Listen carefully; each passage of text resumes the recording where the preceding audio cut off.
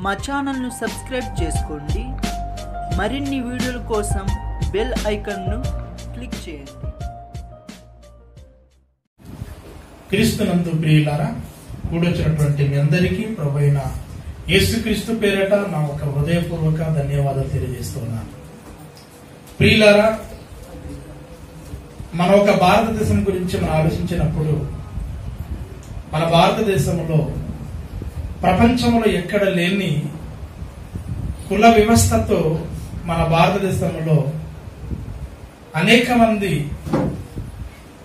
నా కులము గొప్పదని, నీ కులము చిన్నది అని ఒకరిని ఒకరు తిట్టుకోవడం, ఒకరినొకరు చిన్న చూపు చూసుకోవడం, ఒకరిని ఒకరు హతమర్చుకోవడము, ఒకరిని ఒకరు తృణీకరించుకోవడం అనేటువంటిది మరొక భారతదేశంలో మనము నిత్యము ప్రతినిత్యం కూడా చూస్తూనే ఉన్నాము.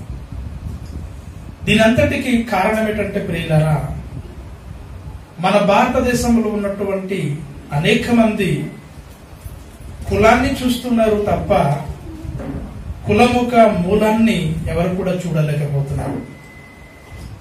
మన భారతదేశంలో కులాలు ఎలా వచ్చాయి, కులం అనేటువంటిది ఎలా పుట్టింది, ఎవరి ద్వారా ఈ కుల గర్జి అనేటువంటిది ఎవరి ద్వారా మన భారతదేశంలో వచ్చింది అనేటువంటిది ఎవరు కూడా ఆలోచించలేకపోతున్నారు. కనుక ప్రియులారా, ఈ కులము అన్నటువంటి ఈ పిచ్చి లేక కుల గర్జితో ఈరోజు ఒకరిని ఒకరు అంటరాని వారుగా, ఒకరి ఎడలో ఒకరు చిన్న చూపు చూసుకోవడం, ఒకరిని ఒకరు కొట్లాటలకి దిగడం, నా కులము గొప్పదంటే నీ కులము చిన్నది అని ఒకరిని ఒకరు ప్రియులారా అనేక రకమైనటువంటి విభేదాలు సృష్టించి ప్రియులారా కలిసిమెలిసి ఉండవలసినటువంటి భారతీయుల మధ్య ఈరోజు కులం అనేటువంటిది అడ్డు వచ్చి ప్రియులారా ఒకరిని ఒకరి మధ్య శాంతి సమాధానం లేకుండా చేస్తుంది. మనందరికీ తెలుసు ప్రియులారా, చదువుకుంటున్నటువంటి ప్రతి పిల్లల్ని కూడాను మరి ఉపాధ్యాయుడు ప్రతిజ్ఞానంలో ఏం నేర్పిస్తాడంటే, ఏం చేస్తాడంటే ప్రియులారా, భారతదేశము నా మాతృభూమి, భారతీయులందరూ కూడాను నా సహోదరులు అంటాడు. మరి భారతీయులందరూ కూడా నా సహోదరులు అన్నప్పుడు ప్రియులారా, మరి భారతదేశంలో ఉన్న ప్రతి ఒక్కరు కూడాను కులం అనేటువంటిది లేకుండా ఒకరిని ఒకరు కలిసిమెలిసి బ్రతకాలి. కానీ అలా బ్రతుకుతున్నారంటే ఎవరు కూడా బ్రతకటం లేదు. కేవలం ప్రతిజ్ఞ వరకు మాత్రమే సహోదరులు అందరూ కూడా భూమి మీద ఉన్న భారతీయులందరూ కూడా నా సహోదరులు అంటాడు. కానీ ప్రియులారా, స్కూల్లో మాత్రము అదే ప్రతిజ్ఞ చేయించినటువంటి టీచర్ గారు ప్రతి పిల్లలకి ఏమడుగుతారు తెలుసండి? కేస్ట్ సర్టిఫికెట్ అడుగుతాడు, కులము సర్టిఫికెట్ అడుగుతాడు. ప్రియులారా, స్కూల్లో జాయినింగ్ కి కులము సర్టిఫికెట్, అదేవిధంగా ఇంటర్వ్యూకి కులము సర్టిఫికెట్, అదేవిధంగా పరీక్షలకి కులము సర్టిఫికెట్, రేషన్ కి కులము సర్టిఫికెట్, ఇలా ప్రతి దానిని కూడా కులము సర్టిఫికెట్ అడుగుతూ ఉంది. అంటే ప్రియులారా, భారతీయులందరూ కూడా నా సహోదరులు అన్న ప్రతిజ్ఞ ఏమైపోయింది? విలువ లేకుండా పోయింది అని చెప్పక తప్పదు ప్రియులారా. అంతేకాకుండా ప్రియులారా, మరొక ఎగ్జాంపుల్ చెప్తాను, మీరు జాగ్రత్తగా వినండి. ఒకరింటికి 10 మంది కొడుకులు పుట్టినప్పుడు 10 మంది కొడుకులకి 10 కులములు ఉండవు. 10 మంది కొడుకులు పుట్టిన 10 మంది కొడుకులకి ఒకటే కులం ఉంటది. ఒకరికి మాలాని, ఒకరికి మాదిగని, ఒకటికి రెడ్డి అని, ఒకటికి మరి కమ్మ అని ఉండదండి. 10 మంది కొడుకులకి ఒకటే కులం ఉంటుంది తప్ప 10 మందికి 10 కులములు ఉండవు. మరి భూమి మీద బ్రతుకుతున్నటువంటి ఈ మనుషులందరికీ ఒకటే కులం ఉండాలి. కానీ ప్రియులారా, ప్రాంతానికి మరి ఒక్కొక్క కులం ఉంది అంటే దీనంతటికి కారణం ఏంటి చెప్పమంటారా? ప్రియులారా, ఇది దేవుడు పుట్టించింది కాదు. మనుషులు చేస్తున్న వృత్తిని బట్టి పుట్టినటువంటి కులాలను ఈరోజు సమాజంలో రుద్ది అనేక మందిని పాడు చేస్తూ ఉన్నారు. గనుక ప్రియులారా, కులాల గురించి చాలా జాగ్రత్తగా మనము ఆలోచించాలి. భూమి మీద ఉన్నటువంటి మనుషులందరూ కూడాను సాక్షాత్తుగా దేవుని ఒక పిల్లలండి.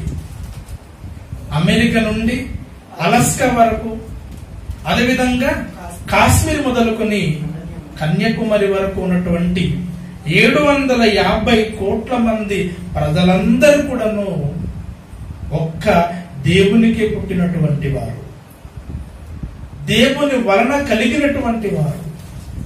ఇటువంటి వారి మధ్య ఈరోజు కులాలు పనిచేస్తూ ఉన్నాయి. పెళ్లికి కులం చూస్తూ ఉన్నాడు, అంతే కదండి. కానీ శరీర కోరిక తీర్చుకోవడానికి మాత్రం కులం చూసుకోవడం, తన హృదయములో పుట్టిన తప్పుడు కోరికని తీర్చుకోవడానికి కులం చూసుకోడు, పెళ్లి చేసుకోవడానికి మాత్రం కులం చూస్తూ ఉన్నాడు. ఆరోగ్యం బాగున్నంత వరకు కులం గురించి అయితే ప్రియులారా ఆలోచిస్తాడు. కానీ ఒకవేళ అనారోగ్యం గురైపోతే అతని ఒంటికి రక్తము తప్పని పరిస్థితిగా ఎక్కించాలనుకున్నప్పుడు మాత్రము అది ఎవరి రక్తమో ఆలోచించకుండా తన బాడీలోకి రక్తాన్ని ఎక్కించమంటాడు. గనుక మనిషి మాయ, మనిషి నటన. గనుక మనుషుని ఎవరిని కూడా మనం నమ్మడానికి వీలేదండి. గనుక దేవుని ద్వారా పుట్టింది కులము కాదు, మనుషుల ద్వారా పుట్టింది కులం. ఈ కులాన్ని ఈరోజు గొప్పగా ఈరోజు చెప్పుకుంటున్నారు కొంతమంది. కనుక అటువంటి వారిని ఈరోజు ఖచ్చితంగా ఈ వాక్యం ద్వారా బుద్ధి చెప్పాల్సినటువంటి అవసరత ఉంది. ప్రియులారా, చూద్దాం. బైబిల్లో ప్రపంచంలో ఉన్నటువంటి 750 కోట్ల మంది ప్రజలంతా కూడాను ఎక్కడ నుండి వచ్చారో బైబిల్ గ్రంథములో మనము ధ్యానిద్దాం. అపొస్తలుల కార్యము 17వ అధ్యాయము 26-27 వచనాన్ని దయచేసి ప్రతి ఒక్కరు కూడా చదవాలని ప్రభు పేరట మనవి చేస్తూ ఉన్నాం. అపొస్తలుల కార్యం 17వ అధ్యాయము 26-27 వచనం. మరియు యావత్ భూమి మీద కాపురం ఉండడానికి ఆయన ఒకని నుండి ప్రతి జాతి మనుషులను సృష్టించి, చాలండి, ప్రతి జాతి మనుషులను సృష్టించి, చాలండి. యావత్ భూమి మీద కాపురం ఉండడానికి అన్నాడు. ఇక్కడ యావత్ భూమి మీద అంటే అప్పుడు ఏమని చెప్పాను? అమెరికా నుండి అలస్కా వరకు, కాశ్మీర్ మొదలుకొని కన్యాకుమారి వరకు యావత్ భూమి మీద కాపురం ఉండడానికి ఒకనిలో నుండి అనేక జాతుల్ని దేవుడు సృష్టించినట్లుగా దేవుని లేఖనాలు సెలవిస్తూ ఉన్నాయి. ఇంతకీ ఆ ఒకడు ఎవరు అని ఆలోచిస్తే బైబిల్ ఏమి వ్రాయబడిందంటే అతడే ఆదము. భూమి మీద ఉన్న 750 కోట్ల మంది ప్రజలందరికీ తండ్రి ఎవరు అంటే ఆదము. భూమి మీద ఉన్న 750 కోట్ల మంది ప్రజలందరికీ మొదటి వ్యక్తి, మొదటి మానవుడు ఎవరంటే ఆదము అని దేవుని లేఖనాలు సెలవిస్తూ ఉన్నాయి. దేవుడైన యెహోవా నేలమంటితో నరుని నిర్మించి అతను ఒక నాసిక రంధ్రములో జీవవాయుని ఊదగ నరుడు జీవాత్మయను. ఆ నరుడే మొదటి మానవుడు, ఆ నరుడే ఆదము. ఆదమే భూమి మీద ఉన్న మనుషులందరికీ తండ్రి, మొదటి తండ్రి అని ప్రతి ఒక్కరు కూడా తెలుసుకోవాలి. గనుక ప్రియులారా, ఒకరిలో నుండి అనేక జాతులు అన్నాడు. అనేక జాతులు అనేసరికి మనం ఏమనుకుంటున్నాం? ఇక్కడ ప్రియులారా, మనం ఏమనుకుంటున్నాం? కులం అనుకుంటున్నాం. అంటే మాలవాడు, మాదిగవాడు, కమ్మవాడు, కాపువాడు, అంతే కదండి, గొల్లవాడు అని. మన ఏజెన్స్ ప్రకారంగా చూస్తే కొట్టియాన్ని, లేకపోతే పొర్చాన్ని, కొండదొరాన్ని, వాల్మీకు అని, నూకదొరలు అని జాతులు అనేసరికి మనం ఏమనుకుంటున్నామంటే ప్రియులారా, ఇది కాదు దేవుడు సృష్టించిన జాతులు. ఎందుకంటే అనేక జాతులు అని బైబిల్ ఉంది కనుక దేవుడు సృష్టించలేదు కదండి, బైబిల్ ఉంది కదా, మీరెవరు కాదని చెప్పడానికి అనవచ్చు. కనుక పిల్లరా, అనేక జాతుల్ని దేవుడు సృష్టించాడు అంటే మనం అనుకుంటున్న జాతులు కాదు, మనం పుట్టించిన జాతులు కాదు. ఇంతకి ఏ జాతులు చెప్పమంటారా? అమెరికా వాడు తెల్లగా ఉంటాడు, ఆఫ్రికా వాడు నల్లగా ఉంటాడు, ఇండియా వాడు ఎలాగుంటాడు? ఇండియా వాడు ఎలాగుంటాడు? ఇండియా వాడు రంగు వేరేగా ఉంటది, చైనా వాడు రంగు వేరేగా ఉంటది, కొంతమంది పొడవుగా ఉంటారు, మరికొంతమంది పొట్టిగా ఉంటారు. కనుక ఇవి జాతులు. అంటే మామిడి మొక్కల్లో ఎన్నో జాతులు ఉంటాయి, పూలు మొక్కల్లో ఎన్నో జాతులు ఉంటాయి, మొక్కల్లో అనేక రకరకాలైన జాతులు ఉంటాయి. ఈ జాతులన్నీ కూడా ఒకటే. కనుక దేవుని వల్ల జాతులు అనేసరికి మనుషులు పెట్టుకున్నటువంటివి కావు. జాతులు అంటే రంగులు, జాతులు అంటే పొడవు, జాతులు అంటే మనిషి యొక్క ఫిట్నెస్. ఎందుకంటే కొంతమంది లావుగా ఉంటారు, కొంత సన్నగా ఉంటారు, కొంతమంది వైట్గా ఉంటారు, కొంత నల్లగా ఉంటారు. ఇవి అంటే దేవుడు భూమి మీద అనేక జాతుల్ని సృష్టించాడు. కనుక మనుషులు సృష్టించింది మాత్రము అది దేవుడు సృష్టించిన జాతులు కాదు. కనుక ఒకనిలో నుండి అనేక జాతుల్ని దేవుడు భూమి మీద సృష్టించాడు. మనందరికి మొదటి తండ్రి ఆదము. మరి మనమందరూ కూడా ఒకనిలో నుండి వచ్చినప్పుడు మన మధ్య ఎందుకు కులగజ్జి, మన మధ్య ఎందుకు కులము కుళ్ళుతో మనము అనవసరంగా సమాజాన్ని పాడు చేయాలి? ఆలోచించండి. ఈరోజు చదువుకున్నవాడు అంతే, చదువు లేనివాడు అంతే అండి. కులము పేరుతో చాలా మంది మనుషుల మధ్య ఎన్నో విభేదాల్ని సృష్టిస్తూ ఉన్నారు. ఇకపోతే బైబిల్లో ప్రియులారా, ప్రపంచంలో ఉన్నటువంటి 750 కోట్ల మంది, వీళ్ళందరూ కూడా ఎక్కడి నుంచి ఎలా చెదిరిపోయి ఎలా భూమిని విస్తరింపజేశారో బైబిల్లో ఒక వాక్యాన్ని చదువుతాం. దానికంటే ముందుగా ఆదికాండము 1వ అధ్యాయము 28వ చదవండి ప్రియుల. ఆదికాండము 1వ అధ్యాయము 28వ చదవండి. దేవుడు వారిని ఆశీర్వదించెను. ఎట్లయనగా మీరు ఫలించి అభివృద్ధి పొంది విస్తరించి భూమిని నిండించి దానిని లోపరుచుకుని చాలండి. మొదటి మానవుడైన ఆదమును తన భార్యను దేవుడు మొట్టమొదటిగా ఏమని ఆశీర్వదించాడు తెలుసండి ప్రియులారా? మీరు ఫలించండి, మీరు అభివృద్ధి పొందండి, మీరు విస్తరించండి, భూమిని నింపండి, దానిని లోపరచండి అన్నాడు.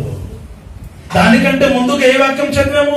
ఒకనిలో నుండి యావత్ భూమి మీద కాపురం ఉండడానికి ఒకనిలో నుండి అనేక జాతులను సృష్టించాడు. దానికంటే ముందుగా దేవుడు ఆదమవలను ఆది దంపతులను దేవుడు ఆశీర్వదించండి. ఏమని తెలుసండి? మీరు ఫలించండి, మీరు అభివృద్ధి పొందండి, మీరు విస్తరించండి, భూమిని మీరు నింపండి, దానిని లోపరుచుకోండి అని దేవుడు ఆశీర్వదించడం వలననే ఈ రోజు ప్రపంచం వ్యాప్తంగా 750 కోట్ల మంది ప్రజలు కనబడుతున్నారు. ఈ 750 కోట్ల మంది ప్రజలంతా ఎవరు తెలుసా? ఆదము పిల్లలే, ఆదము గర్భము నుండి పుట్టినటువంటి వారే. వీళ్ళందరూ కూడా దేవుని ఆశీర్వాదం అని ప్రతి ఒక్కరు కూడా తెలుసుకోవాలి ప్రియుల. కానీ దేవుడు ఆశీర్వదించినప్పుడు మనుషులు భూమి మీద కొన్నాళ్ళు పోయిన తర్వాత దేవునికి వ్యతిరేకంగా ప్రవర్తించినప్పటికీ దేవుడు వారిని ఊరుకోలేదండి. యావత్ భూమి మీద వాళ్ళందరినీ కూడా చెదరగొట్టినట్లుగా దేవుని యొక్క లేఖలు సెలవిస్తున్నాయి. చూడండి బైబిల్లో మనం చూసినట్లయితే ఆదికాండములోని 11వ అధ్యాయం ప్రియులారా 1వ వచనం చదవండి. ఆదికాండము 11వ అధ్యాయము 1వ వచనం చదవండి. భూమి మీద అంతటా ఒక భాషయు ఒక పలుకుయు ఉండెను. వారు తూర్పున ప్రయాణమే. ఇక్కడ ఏమో రాయబడిందంటే ప్రియులారా, భూమి మీద అంతటా కూడాను ఒకే భాష ఒకే పలుకు ఉండిందట. ఇప్పుడు భూమి మీద ఇప్పుడు ఎన్ని భాషలు తెలుసండి? ఇంచుమించుగా సుమారుగా 6500 భాషలు ఉన్నాయండి భూమి మీద.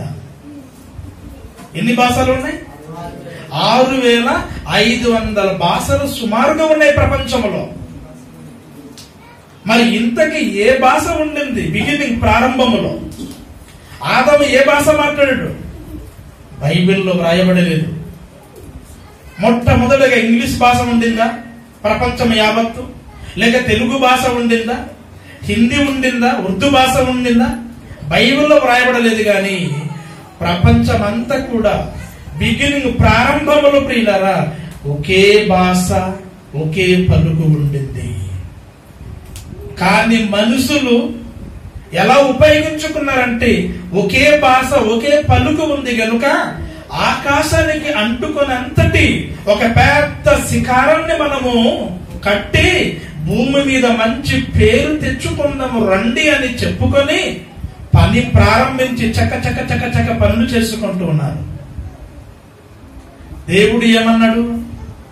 మీరు ఫలించి అభివృద్ధి పొంది విస్తరించి భూమిని నింపి దానిని లోపరుచుకునండి అని దేవుడు చెప్తే భూమిని విస్తరింపజేయకుండా పేరు కోసము ఆకాశానికి అంటుకున్నంత పెద్ద గోపురము కట్టుకుని ఇక్కడే ఉందామనుకున్నారు. అంటే దేవుని సంకల్పానికి వీళ్ళు వ్యతిరేకంగా ప్రవర్తిస్తూ ఉన్నారు. దేవుని ఆలోచనకు ప్రజలు వ్యతిరేకంగా ప్రవర్తిస్తూ ఉన్నారు. ఎందుకంటే ఒకే భాష ఉంది, ఒకే పలుకు ఉంది, ఏదైనా సరే చేయగలరు. దాన్ని ఏ గోపురం అని వివరబడిందండి? బాబెలు గోపురము. బాబెలు అన్నటువంటి మాట ఈరోజు బాగ్దాద్గా పిలువబడుతుంది. బాబెలు అన్నటువంటి మాట ఈ రోజుకి ఏం పిలువబడుతుందండి? బాగ్దాదు దేశం.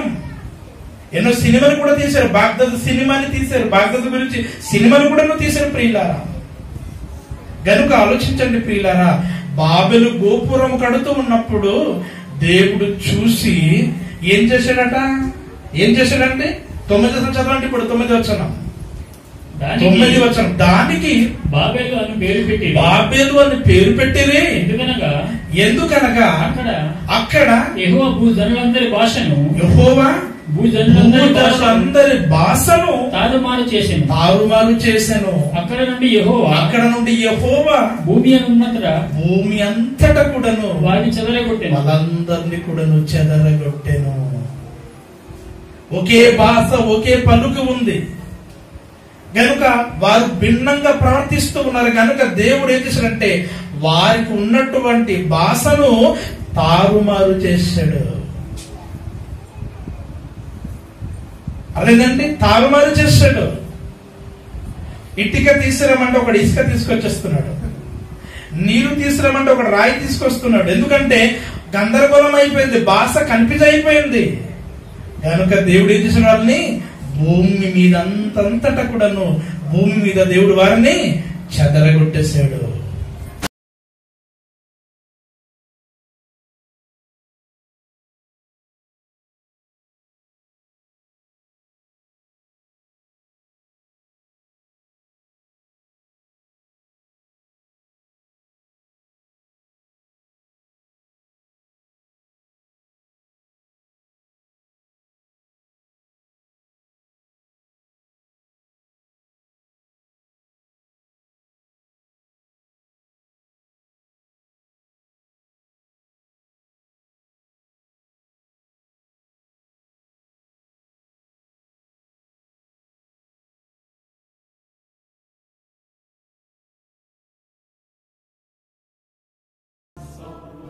వారి భారతీయుడు, ఆయన చెదిరిపోయి వెళ్ళినటువంటి వారి అమెరికా వారు, వీళ్ళందరూ కూడా ఎక్కడ నుంచి చెదిరిపోయారంటే బాబెలు నుండి చెదిరిపోయారు.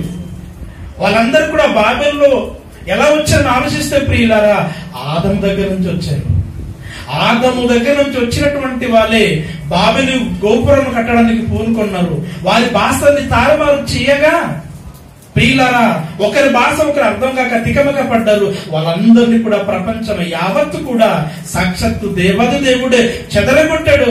కనుక అమెరికా వాడైనా, ఇండియా వాడైనా, పాకిస్తాన్ వాడైనా, శ్రీలంక వాడైనా మనమంతా కూడా ఒకటే. మనందరి కూడా తండ్రి ఆదమే. కనుక మనం కులము చూడకూడదు, మనం ఏం చూడాలి? మూలం చూడాలి. కులానికి మూలం చూడాలి. కులానికి మూలం చూడకుండా కులాన్ని చూసినట్లయితే పిల్లరా ఒకరిని ఒకరు మనము తక్కువగా భావించుకుంటాం. నా కులం గొప్పదంటావు, నీ కులం గొప్పది అంటావు. కనుక నా కులము మరి గొప్పదంటే నీ కులం చిన్నదనుకొని ప్రజల మధ్య ఈ రోజు అనేక రకరకాలైనటువంటి గొడవలు, అనేక రకరకాలైనటువంటి పరిస్థితులు ఈరోజు ఎదుర్కొంటున్నాం ప్రియులారా. ఇక చూద్దాం, బైబిల్లో మరొక మాట చూపిస్తాను ప్రియులారా. మరొక మాట బైబిల్ గ్రంథం చూపిస్తాను ప్రియులారా. ఒక విషయం చెప్పమంటారా? ఈరోజు బైబిల్ వాక్యం ప్రకారంగా మనిషికి ఎంత చెప్పినా మనిషి నమ్మే పరిస్థితులు లేడు. ఈరోజు సైన్స్ అనేటువంటిది చాలా ఉన్నతంగా ఎదిగింది. ఈరోజు దేవుడు కంటే, ఈరోజు బైబిల్ కంటే ప్రపంచంలో మనుషులందరూ కూడా ఎక్కువగా దేనికి నమ్ముతూ ఉన్నారంటే సైన్స్ కి నమ్ముతూ ఉన్నారు. కనుక ప్రియులారా, ఈరోజు సైన్స్ అనేటువంటిది ప్రపంచం వ్యాప్తంగా ఈరోజు ప్రియులారా సైన్స్ అనేటువంటిది డెవలప్ అవుతూ ఉన్నది. అయితే ప్రియులారా ఒకటి గమనించండి, శాస్త్రవేత్తలు భూమి మీద పుట్టినటువంటి మనుషులు ఒక డిఎన్ఏని వాళ్ళు పరిశోధన చేయడం జరిగింది. భూమి మీద పుట్టిన మనుషులందరూ కూడా ఒకటా లేక వేరు వేరా అని వాళ్ళు పరిశోధన చేశారు. వారు పరిశోధన చేసిన డిఎన్ఏలో భూమి మీద పుట్టినటువంటి మనుషులందరూ కూడా ఒక్కటే. మనుషులు వేరు వేరు కాదు. కులం అనేటువంటిది ఇది మనుషులు పెట్టింది, మనుషుల ద్వారా స్థాపించబడింది కులము. కనుక డిఎన్ఏ ప్రతి ఒక్కరిది కూడా ఒకటే. అమెరికాలో ఉన్న డిఎన్ఏ, ఇండియా వాళ్ళు ఉన్న డిఎన్ఏ ఒకటే. ప్రపంచంలో 200 దేశాలు ఉన్నాయి. 200 దేశంలో ఉన్న ప్రజలందరి డిఎన్ఏ ఒకటే. ప్రపంచంలో ఉన్న 750 కోట్ల మంది ప్రజలందరూ కూడా డిఎన్ఏ ఒకటే అని శాస్త్రవేత్తలు ఒకటి నిజం ఒప్పుకున్నారు. అదేంటి చెప్పమంటారా? భూమి మీద పుట్టినటువంటి ప్రతి మనుషులు అలాగే 750 కోట్ల మంది ప్రజలందరూ కూడాను ఒకే తల్లికి పుట్టిన వారే. డిఎన్ఏకు ఇంత ప్రాధాన్యత ఏర్పడిన నేపథ్యంలో మనిషి నిర్మించుకున్న అనేక అడ్డగోడలను డిఎన్ఏ కూలగొట్టే అవకాశం ఉందా? ఉంటే అలా ఉంటుంది. ఇప్పుడు తమ పుట్టుకల కోసం గొప్పగా చెప్పుకునే వారికి ఎలాంటి సవాళ్లను విసురుతోంది? జాత్యహంకారాలు కొనసాగాయి, అనేక వినాశనాలకు కారణమయ్యాయి. నలుపు తెలుపు వైరుధ్యాలు యుద్ధాలుగా మారాయి. మతం సంగతి సరే సరి, ఇక మన దగ్గర కుల వ్యవస్థల సంగతి చెప్పనవసరం లేదు. ఇప్పటికీ కొంతమంది తమ కులమే పెద్దది, మిగిలిన కులాలు అల్పమని భావనలో బతుకుతున్నారు. అయితే ఇదంతా అర్థం పర్థం లేని వాదనే అంటున్నారు మానవతావాదులు. ఈ భూమిపై మానవులంతా ఒక తల్లి బిడ్డలేనని ఇప్పటికే పరిశోధనలు తేల్చాయంటున్నారు. ఇవాళ ప్రపంచంలో ఉన్న 750 కోట్ల మంది మనుషులు అందరూ కూడా ఒకే తల్లికి పుట్టిన బిడ్డలం. 2 లక్షల సంవత్సరాల క్రితం ఈస్ట్ ఆఫ్రికాలో తను జన్మనిచ్చిన బిడ్డలమే మనం. ఆవిడకి ఒక పేరు పెట్టుకున్నాము. ఆవిడని మనము మైటోకాండ్రియల్ లీవ్ అని అనొచ్చు, లేకపోతే లూసీ అని అనొచ్చు. కానీ నిజం ఏమిటి అని అంటే మనందరి తల్లి ఒకటే. ఆవిడ నుండి వచ్చిన వాళ్ళం మనం ఆ విషయాన్ని మర్చిపోయి మనలో డిఫరెన్సెస్ ఏమిటి అని వెతుక్కుని ఎదుటి మనిషి కంటే మనం ఎలా సుపీరియర్ అని మాట్లాడుతున్నాం. ఒకే తల్లి నుండి వచ్చిన వారే అని రీసెంట్ గా ప్రియులారా శాస్త్రవేత్తలు ఒప్పుకున్నారు. వారికంటే ముందుగా క్రీస్తుకు పూర్వము 66 పుస్తకాల్లో మొదటి పుస్తకమైన ఆదికాండములో దేవుడు ఏమని వ్రాయించాడో, దీని వలన బైబిల్ ఎంత మరి దైవ గ్రంథము, అది ఒక మత పుస్తకము కాదు అని, అది దైవ గ్రంథం అని ప్రపంచంలో ప్రతి ఒక్కరు కూడా ఒప్పుకునేటట్లుగా ప్రియులారా ఒక వాక్యం చూపిస్తాను చూడండి. ఆదికాండము 3వ అధ్యాయము 20 చదవండి. ఆదము తన భార్యకు హవ్వాని పేరు పెట్టెను, ఏలయనగా ఆమె జీవము గల ప్రతివానికి తల్లి. ఆదము తన భార్యను పేరు పెట్టాడు. ఏమని పేరు పెట్టాడు? హవ్వాని పేరు పెట్టాడు. ఆమె భూమి మీద ఉన్న జీవం గల ప్రతి వానికి తల్లి అని బైబిల్లో స్పష్టంగా వ్రాయబడింది. నిన్న కాక మొన్న శాస్త్రవేత్తలు పరిశోధన చేసి ఏమని చెప్పారు? అందరి డిఎన్ఏ ఒకటే గనుక మనమంతా కూడా ఒకే తల్లి నుండి వచ్చిన వారము అని నిన్న కాక మొన్న శాస్త్రవేత్తలు ఒప్పుకుంటే, శాస్త్రవేత్తలు చెప్పక మునిపే క్రీస్తుకు పూర్వము బైబిల్ గ్రంథములో మొదటి పుస్తకమైన ఆదికాండములో 3వ అధ్యాయము 20 వచనములో స్పష్టంగా వ్రాయబడింది.